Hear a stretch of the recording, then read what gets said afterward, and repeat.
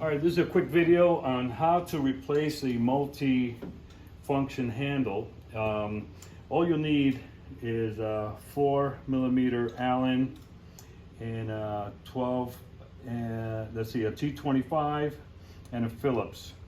And what we're gonna do here is we're gonna lift this, removing this. Usually if you push down and turn with your fingers, it should come out, otherwise you'll need a ratchet.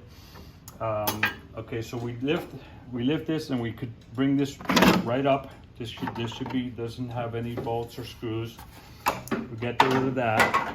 Okay, now there are two parts to this. Actually, we're gonna want to relieve one of these, which is the top one. I loosened it just to make this a little faster.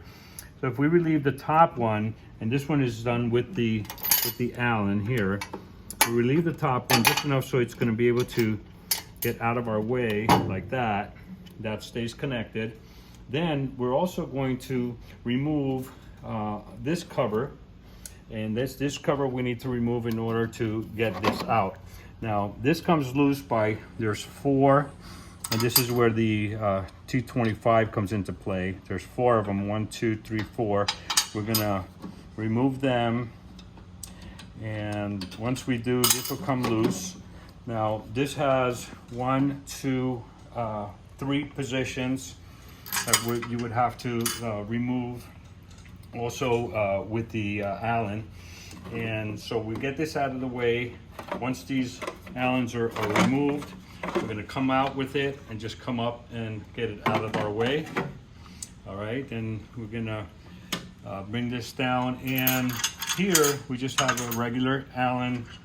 And if you could see where I'm removing these two Allen screws that are up against this rear bracket.